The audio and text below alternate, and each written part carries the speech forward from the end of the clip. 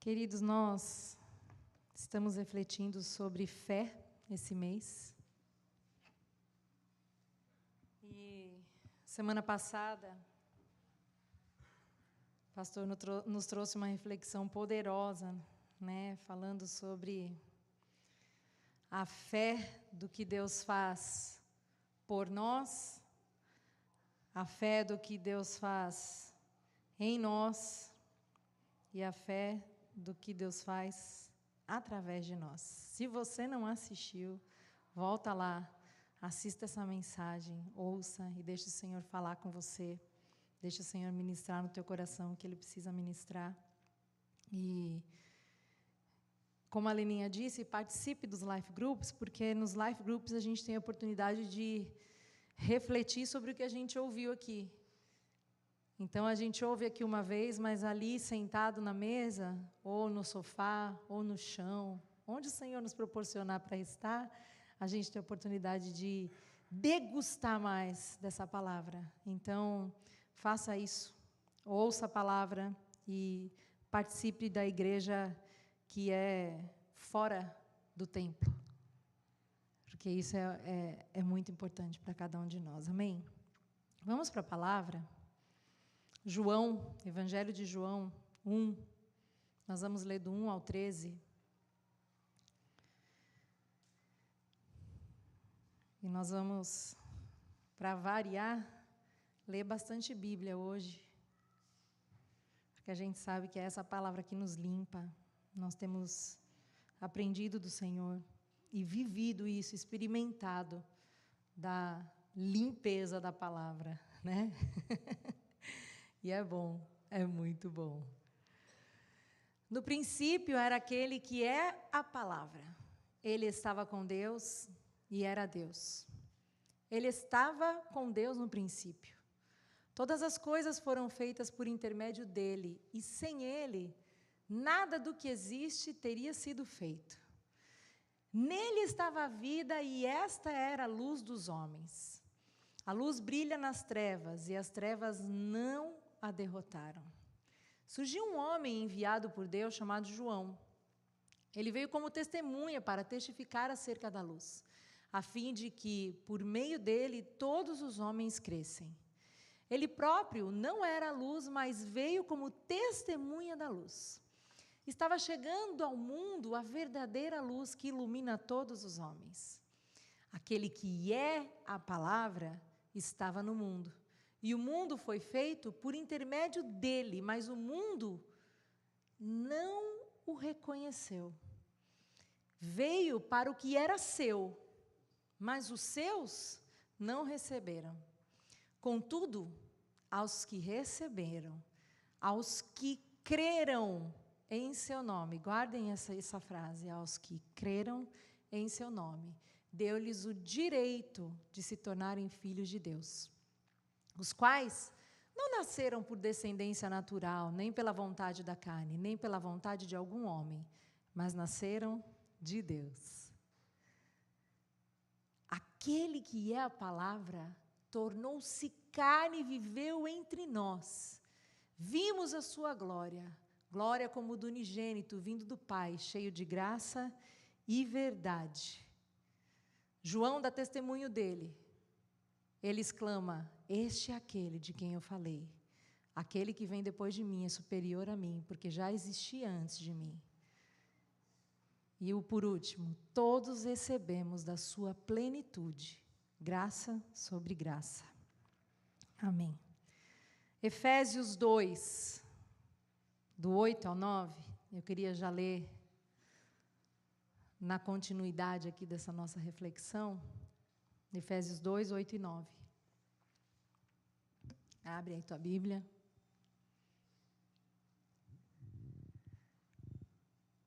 Pois vocês são salvos pela graça, por meio da fé. Olha a parte boa agora. E isso não vem de vocês, é dom de Deus. Não por obras, para que ninguém se glorie. Amém. Queridos, nós estamos nessa caminhada agora para falar sobre fé. E a primeira coisa que a gente precisa entender é que talvez nós estejamos um pouco confundidos a respeito do que é fé. Porque se você for no mundo, se você ouvir as mídias sociais, as redes, você vai ver muita gente falando que tem fé. Só que a fé que o mundo acha que tem não é a fé verdadeira e genuína. Porque a fé que o mundo ensina e prega é uma fé baseada em algo que o próprio homem pode fazer.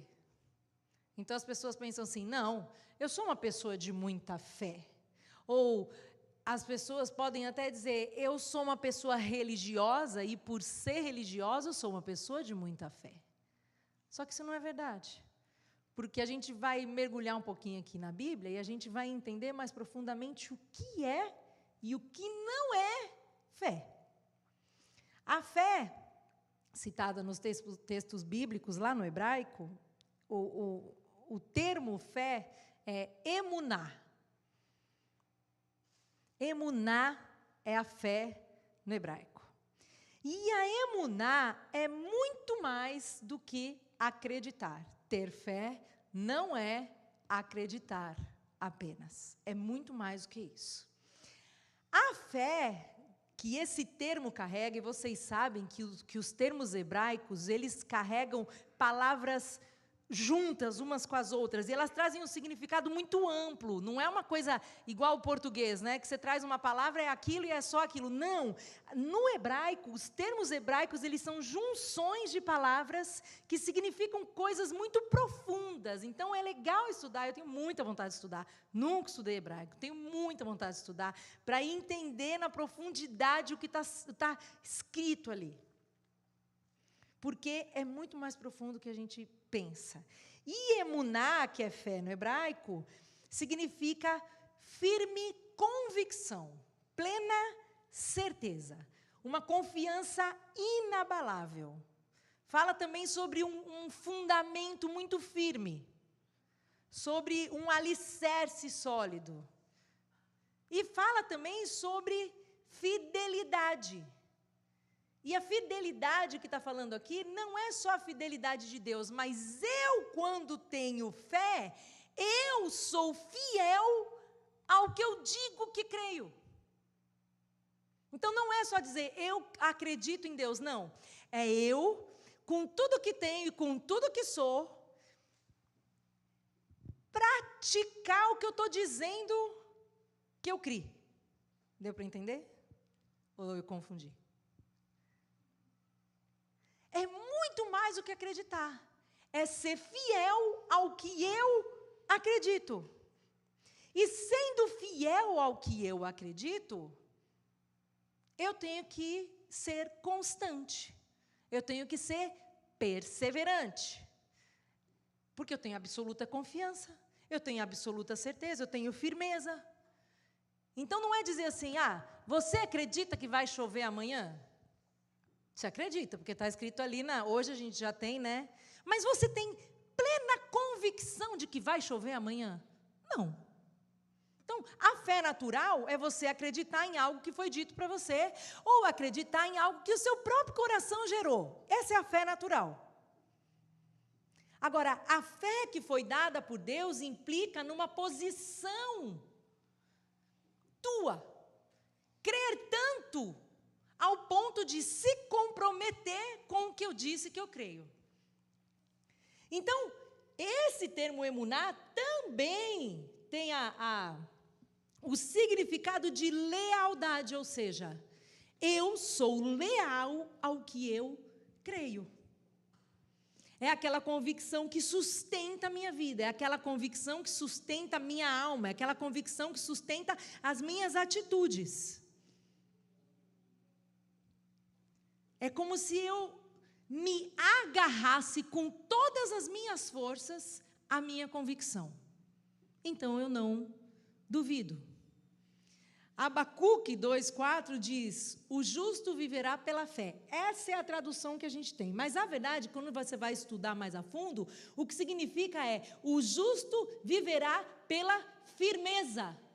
O justo viverá pela convicção. O justo viverá pela certeza que ele tem na pessoa que ele conhece.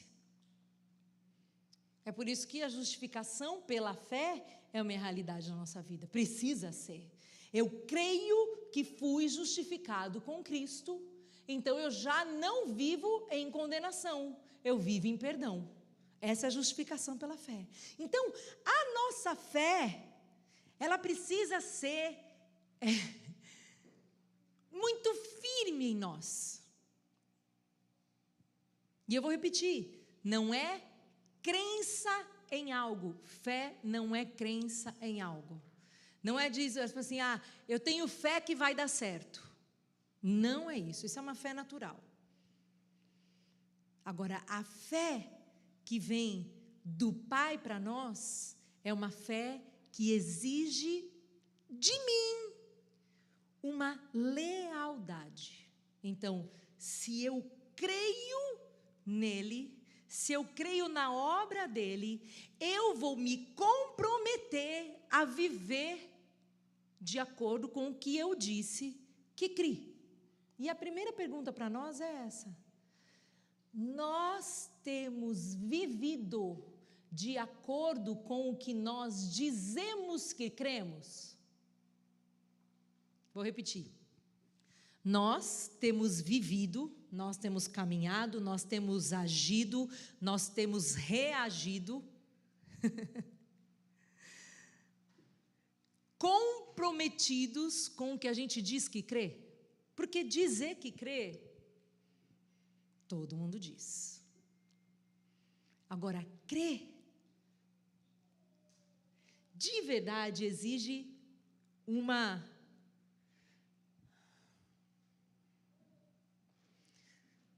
profundidade maior do que a gente pensou. Quando a gente vai ler Hebreus 11, essa semana eu li o livro todo de Hebreus de novo, e leiam o livro de Hebreus essa semana, quem tiver um tempinho, ou se você não tiver um tempinho, faça um tempinho, você lê em minutos. Leia e perceba que as atitudes de fé dos heróis da fé exigiram deles completa dependência, submissão e obediência. Então, quando eu digo que tenho fé, eu preciso me colocar numa posição de completa dependência, submissão e obediência. Porque se eu não me comprometo com o que eu digo que eu estou me crendo, eu não entendi. E esses homens, parem para pensar. Noé, Abraão, esses homens todos que a Bíblia nos traz como referência, foram homens que creram sem garantias. Quando Deus disse a Noé que ele precisava construir uma arca, ele não tinha noção do que era um dilúvio. Ele não tinha noção, porque hoje, depois de saber o que é um dilúvio, depois de ouvir uma história sobre um dilúvio, depois de ter chuva no nosso dia a dia, depois de viver em São Paulo e enfrentar uma enchente, você sabe bem o que pode ser um dilúvio, sim ou não? Agora, para o Noé,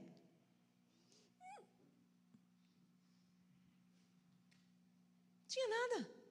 Noé não tinha garantia nenhuma. Então, Noé, quando ouve algo que Deus disse para ele pode não ter entendido, Ele não tinha garantia do que o que ele estava fazendo ia dar certo, porque não sabia nem se aquilo que Deus tinha dito aconteceria, mas ele creu.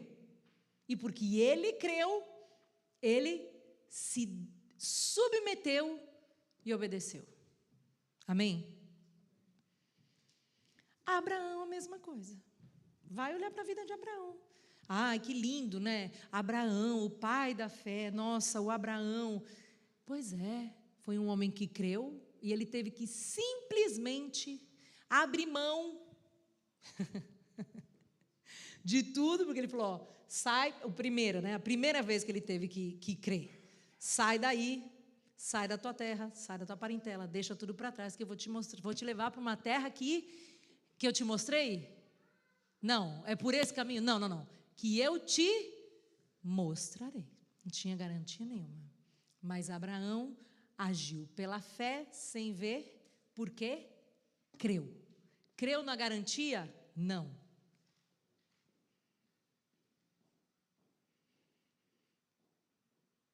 Fé é crer no que eu não vi, mas é crer no que Deus disse, e porque Deus disse, eu me comprometo com aquilo. Hebreus 11:3 diz assim: pela fé entendemos que o universo foi formado pela palavra de Deus, de modo que aquilo que se vê não foi feito do que é visível. Então, eu não preciso ver para crer. Ou a gente precisa? Porque quando você está lidando com um desafio na tua vida, e você entende que Deus tem algo a fazer, você normalmente fica procurando garantias, ou no mínimo alguns sinais de que aquilo vai acontecer, sim ou não? E é muito frustrante quando a gente não vê sinais do que a gente pensa que vai acontecer. Não é? Então, assim, Deus te disse que algo vai acontecer. Só que, normalmente, a gente pede sinais. Tomé foi um. Ele queria o quê? Ver sinais. Tinha andado com Jesus, tinha ouvido Jesus, tinha caminhado com Jesus, mas ele precisou ver o quê? Sinais. E a pergunta para nós é a seguinte: nós estamos caminhando de acordo com o que Deus disse sobre nós, ou nós estamos esperando sinais? Porque na vida de reino eu não preciso ver sinais. Na vida de reino eu preciso crer em quem o Senhor é. Porque Deus não existe, porque alguma coisa que existe começou em algum lugar, existiu. Deus sempre foi, Deus é, foi, é, será. Então, quando eu começo a pensar sobre a minha fé, eu tenho que pensar o seguinte: eu preciso me comprometer e ter convicção em quem Deus é, em primeiro lugar. E depois, ter convicção de quem eu sou nele. E quem eu sou nele? Quem você é em Deus? Porque às vezes você pode passar anos e anos e anos e anos pensando que você vive uma vida de fé, mas você não entendeu o princípio. Talvez a gente não tenha entendido o princípio, quem Deus é e quem eu sou nele. Vamos agora para 1 João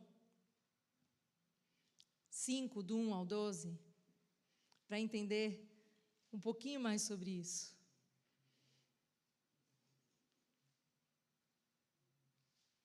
Sobre fé, sobre filiação, sobre quem Deus é. Primeira carta de João 5, do 1 ao 12. Vamos lá. Todo aquele que crê que Jesus é o Cristo é nascido de Deus. E todo aquele que ama o Pai, ama também o que dele foi gerado. Assim, sabemos que amamos os filhos de Deus, amando a Deus e obedecendo aos seus mandamentos. Porque nisso consiste o amor de Deus, em obedecer aos seus mandamentos, e os seus mandamentos não são pesados. Preste atenção nesse verso. O que é nascido de Deus vence o mundo. E esta é a vitória que vence o mundo, a nossa fé. Quem é que vence o mundo? Somente aquele que crê que Jesus é o Filho de Deus. Este é aquele que veio por meio da água e sangue, Jesus Cristo. Não somente por água, mas por água e sangue. E o Espírito é quem dá testemunho, porque o Espírito é a verdade. Há 3 que dão testemunho: o Espírito, a água e o sangue. E os 3 são unânimes. Nós aceitamos o testemunho dos homens, mas o testemunho de Deus tem maior valor, pois é o testemunho de Deus que Ele dá acerca de seu Filho. Quem crê no Filho de Deus tem em si mesmo esse testemunho. Quem não crê, o que está dizendo aí? Quem não crê em Deus o faz mentiroso, porque não crê no testemunho que Deus dá acerca do seu Filho. E este é o testemunho. Deus nos deu a vida eterna e essa vida está em seu Filho. Quem tem o Filho tem a vida. Quem não tem o Filho de Deus não tem a vida.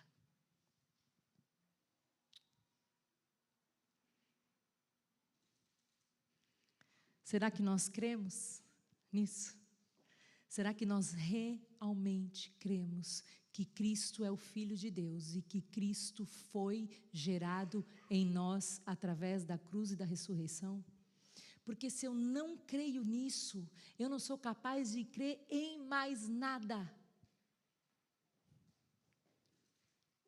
Porque quem crê que Jesus Cristo é o primogênito de muitos irmãos e a gente se vê como alguém que foi gerado naquela cruz e que vive essa ressurreição,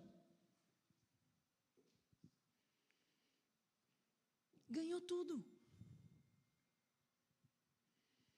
Não adianta eu dizer que eu creio numa obra que foi feita lá, se eu não creio na obra que foi feita em mim. Então, a obra da cruz não ficou na cruz. A obra da ressurreição não ficou na ressurreição. A obra da cruz e da ressurreição foi feita em mim e em você. Agora, me responde uma coisa: se nós realmente tivéssemos convicção disso, nós viveríamos do jeito que a gente vive muitas vezes? Para pensar. Se você acordasse todos os dias na convicção de que você é filho, herdeiro, e que por ser filho e por ser herdeiro, você tem providas todas as suas necessidades. Então, se você acorda, como é que será que acorda o filho de um rei? Será que um filho de um rei acorda preocupado? Será que o filho de um rei acorda e vai tomar banho e sai do quarto pensando: meu Deus, será que hoje vai ter café da manhã ou não? Como é que acorda um filho do rei? Você quer que você é filho do rei? Eu ouvi poucos améns. Era para a gente acordar com tanta convicção. Era para a gente acordar como vitoriosos. Era para a gente acordar todos os dias pensando assim: peraí, eu sou filho do rei. Eu sou filho do rei e nada me falta, de nada eu tenho falta. Mas sabe o que acontece? A gente acorda como escravo. Quem aqui já acordou como escravo? Eu já acordei como escrava. Deus não quer você acordando como escravo. Porque o escravo acorda desesperado para sair de casa, preocupado, achando que é o trabalho das mãos dele que vai garantir algo. Só que o herdeiro, o filho do rei, Acorda sabendo que tudo já foi provido e que Ele está ali para cumprir um propósito. Dá para sentir a diferença? Será que eu creio? E nós vamos repetir isso aqui até entender. Será que eu creio que eu sou filho e que eu não preciso me preocupar? Você acorda como escravo ou você acorda como filho? O escravo acorda desesperado. O escravo acorda desesperado pensando, eu tenho que cumprir um monte de coisa. Aliás, eu acho que o escravo tem problema de sono.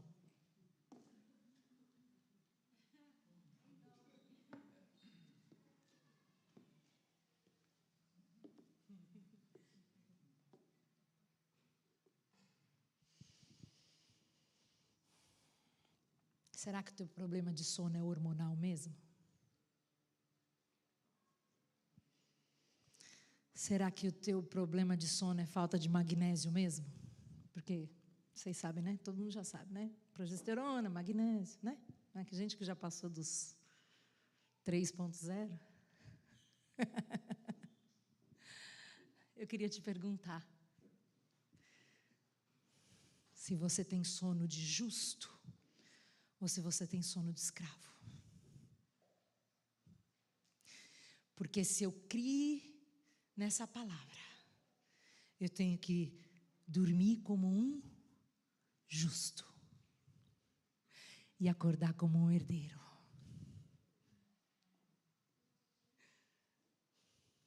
Durma o sono do justo, porque você é justo. Porque o escravo se preocupa, o justo descansa. Vou falar de novo. O escravo se preocupa e não dorme, o justo descansa. E descanso, Deus tem me ensinado tanto sobre descanso, tanto. Descanso não é sentimento. Descanso não é sentimento. Descanso é um estado de espírito. E nós vamos ler sobre isso. Porque viver em fé gera descanso. Hebreus 4. Nós vamos ler inteiro.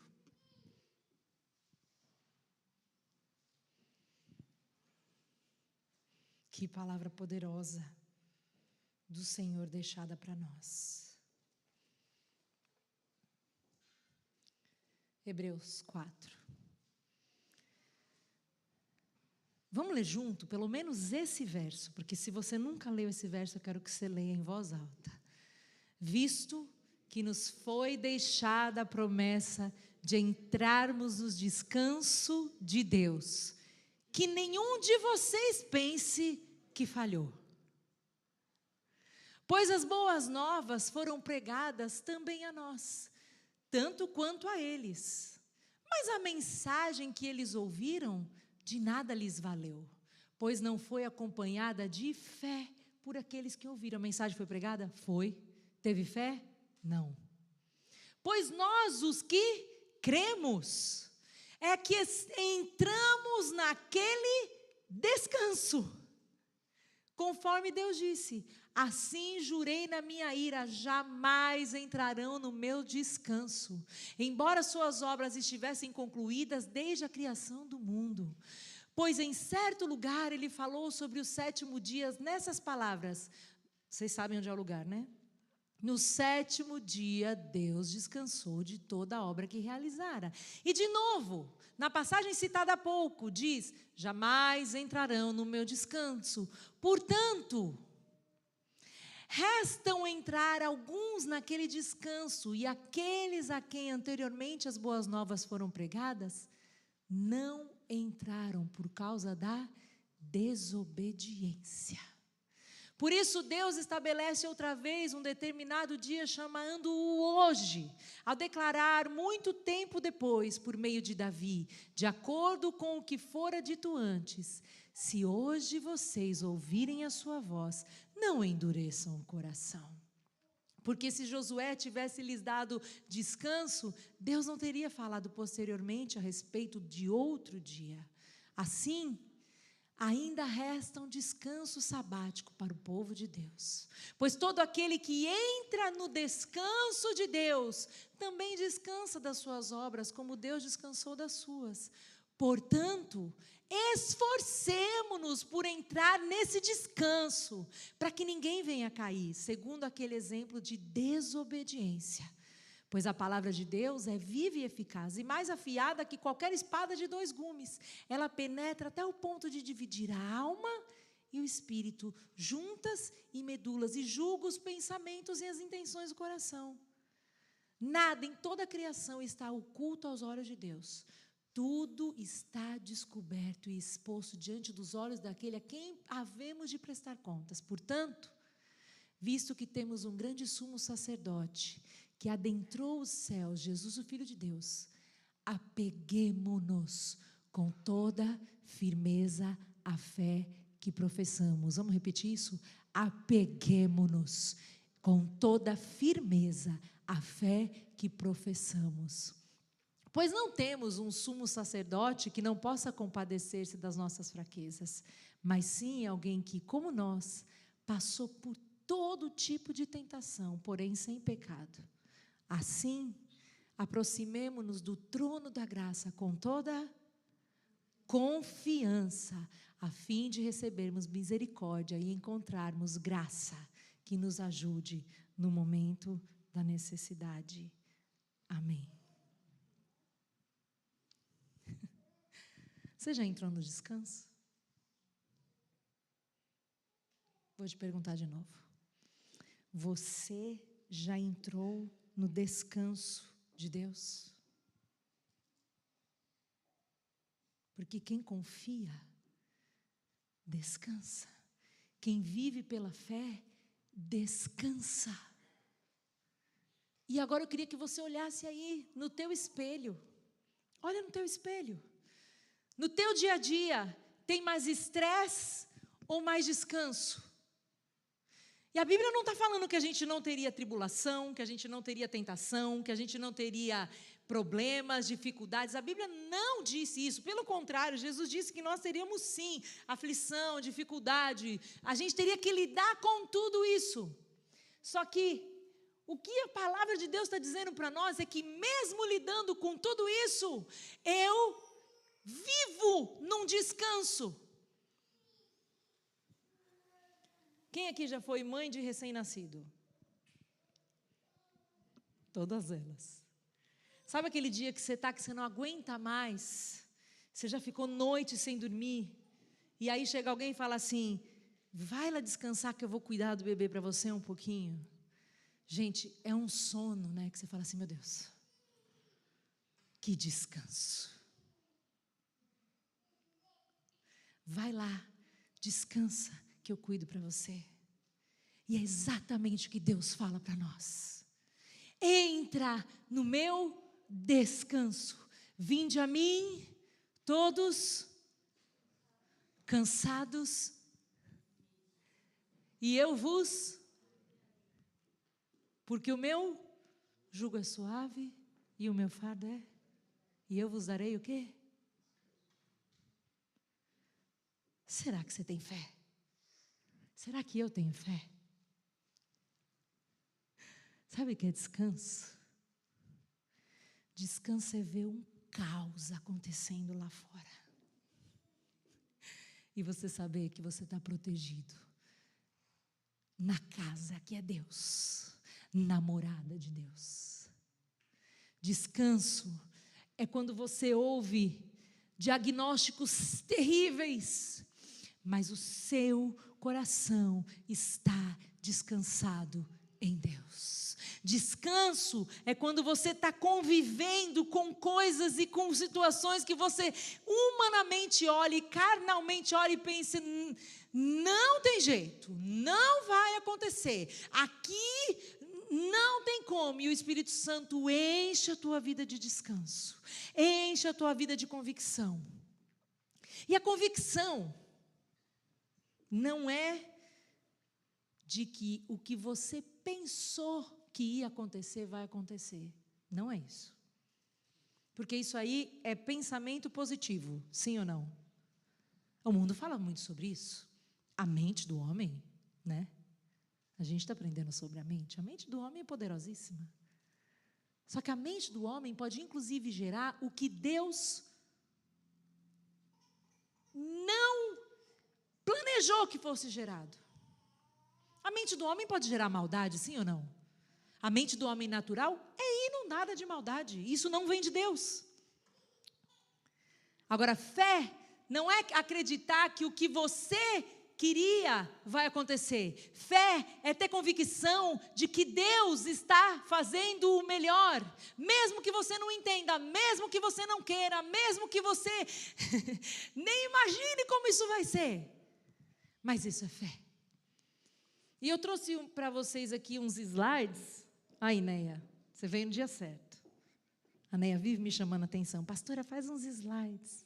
Hoje nós fizemos, né? E eu queria passar aqui para vocês, porque são reflexões que eu tenho feito no meu coração sobre o que não é fé e o que é fé. Então, vamos ler juntos? Fé não é esperar que Deus faça o que eu quero ou o que eu espero. Próximo. Fé é ter consciência de que Ele tem poder para fazer qualquer coisa, mas fará o que é melhor com um propósito maior. Amém? Próximo. Fé não é conseguir de Deus o que eu desejo. Fé é ter segurança de que nele todas as minhas necessidades são supridas. Fé não é acreditar que eu vou conquistar o que eu acho que preciso. Vou repetir. Fé. Porque o mundo está dizendo isso aqui. O mundo diz isso aqui. Fé não é acreditar que eu vou conquistar o que eu acho que preciso. Fé é conhecê-lo tão profundamente ao ponto de decifrar seu coração, conhecer e acolher a sua vontade. Isso é fé. Fé não é tentar chegar mais perto dele para que ele me dê o que infla o meu ego, porque às vezes as pessoas vão atrás de Deus por causa disso. Eu vou atrás de Deus porque eu acho que eu preciso de algo e que se ele me der isso aí, meu ego vai ficar lá em cima. Isso não é fé. Isso não é fé. Fé é crer na obra redentora de Deus através de Cristo que me livra de mim mesmo. Isso é fé. Fé não diz respeito às minhas expectativas humanas. Fé é abrir mão das minhas expectativas para que os planos dele sejam gerados em mim e a partir de mim. Fé é ter plena consciência de que através de Cristo somos feitos nova criação, sem mácula, sem culpa, sem condenação, e a partir desse entendimento caminhar de acordo com essa verdade. Fé não é caminhar por emoções ou sentimentos. Fé é caminhar de acordo com as convicções geradas à luz da palavra de Deus. Fé não é ter medo de Deus. Fé é ter certeza do seu amor incondicional. Amém. Eu vou mandar depois para vocês esses slides, para a gente ficar martelando isso na nossa mente. Porque eu sei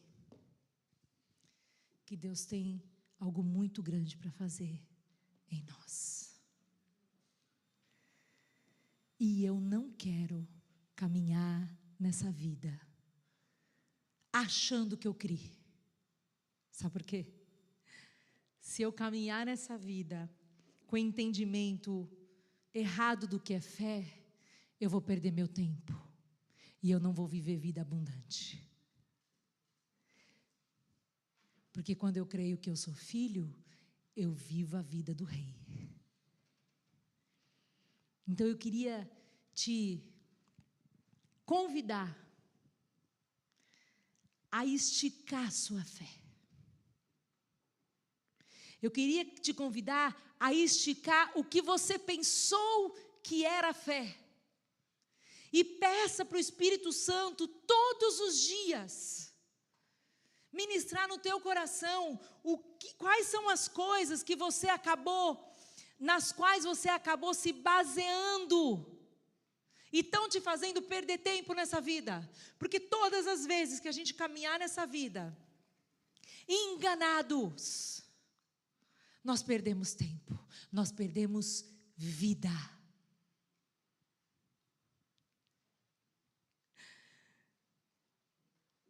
Que nós possamos nos arrepender de todas as vezes que nós dissemos que tínhamos fé em algo que era o nosso próprio coração que estava gerando.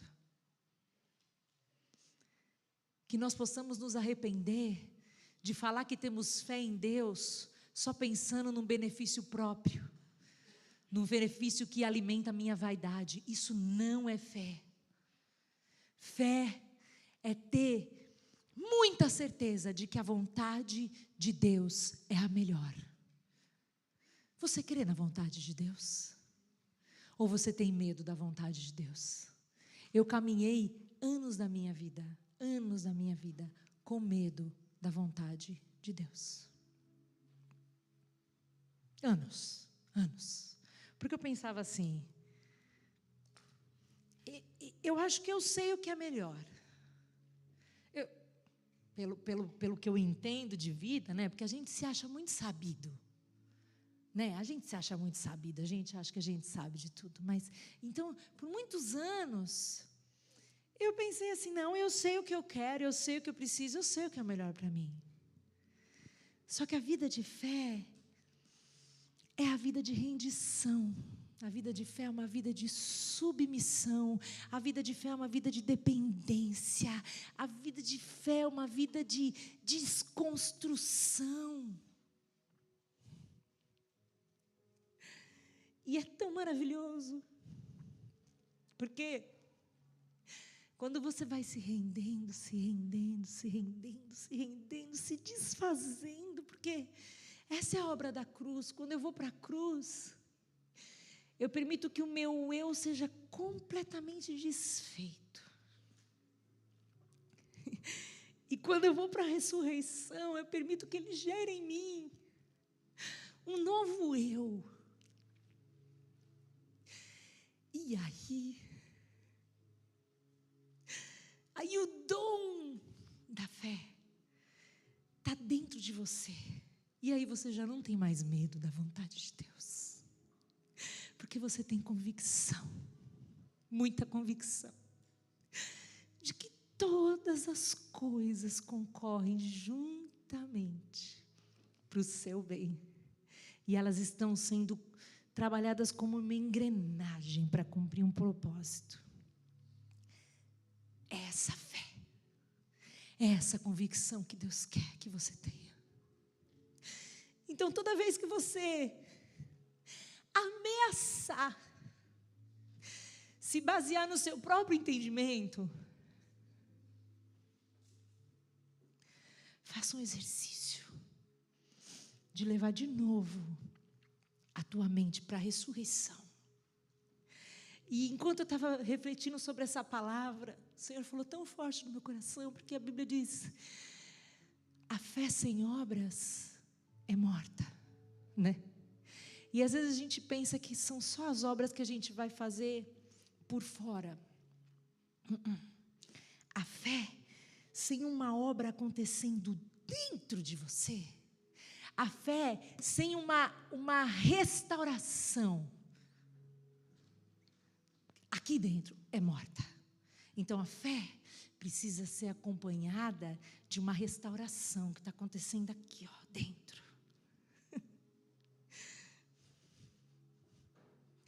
E aí, você já não olha para as coisas do mesmo jeito? Você já não sente do mesmo jeito? Você já não se ofende do mesmo jeito? Você já não se frustra do mesmo jeito? Porque aquela convicção te carrega. Aquela convicção te leva. Você tem certeza que Deus está se movendo? E eu tenho dito isso. Eu sinto Deus me carregando no colo. Carregando no colo. Deixa Deus te carregar. Mas todas as vezes que você sentir que você pode caminhar sozinho, Ele não vai te carregar. Porque você está baseado no teu eu ainda, você está baseado na tua verdade, você está baseado na tua vaidade, então não tem como Ele te carregar. Agora, quando você se entregar e se render completamente, você vai permitir que o Espírito Santo te carregue, que o Espírito Santo te leve. E o seu coração é cheio de paz. Não, você não vai fingir que não está nada acontecendo, você não vai negar que lá fora está um caos, você não vai negar a tempestade, você não vai fingir que... Não é sobre fingir, é sobre saber, mas não se abalar. Isso é fé. Porque a gente sabe que Ele não perdeu o controle. Ele é soberano. O teu Deus é soberano. E o que Ele quer de você é que você creia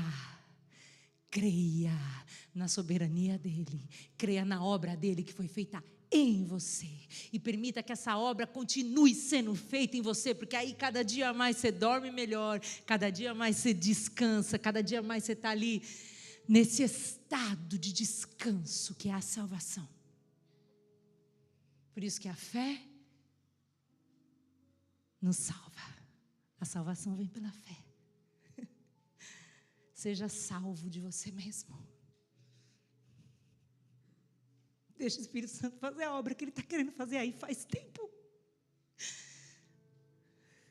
Apeguemo-nos à convicção do que a gente está dizendo que confessa.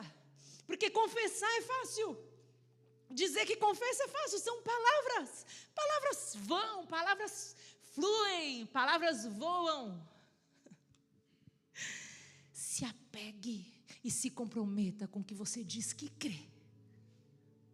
Porque aí não tem desafio que te faça perder o sono. Nunca mais perca o sono, em nome de Jesus. Durma o sono do justo, o sono do descanso, o sono do filho que sabe que acorda no dia seguinte para vencer, para ser vitorioso e para fazer com que as pessoas que estão ao teu redor vençam também, porque tem essa. Como o pastor disse, por nós, em nós e através de nós. Quase que eu preguei a sua palavra assim, toda de novo. Porque tem muita coisa para cavar ali. Vendo que a gente tem pouco tempo.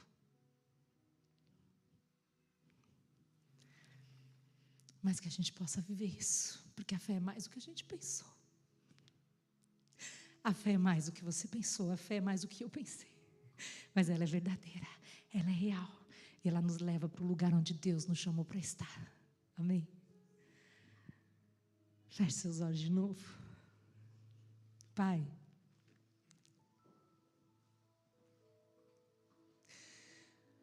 a Tua palavra é tão poderosa. Tua palavra é tão grandiosa.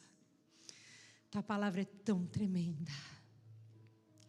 E hoje nós sabemos que essa fé está sendo gerada novamente em nós através da Tua palavra. Obrigada. Porque o Senhor é a palavra, o Senhor é o verbo, Jesus Cristo, o verbo vivo. Pai, nós ouvimos, nós pensamos, mas nós queremos nos comprometer, nós queremos nos apegar a essa fé. Nós queremos nos apegar à fé que professamos e que confessamos, Senhor. Que todos os dias nós possamos ter convicção de que somos justos, limpos, perdoados, sarados, renovados. Que temos a Tua identidade, que podemos Te chamar de Pai. Que possamos caminhar como herdeiros descansados, num pleno estado de descanso, de confiança, de certeza absoluta de que os Teus planos são maiores, os Teus planos são melhores. É o que nós queremos. E é o que nós nos comprometemos a viver. Em nome de Jesus. Amém.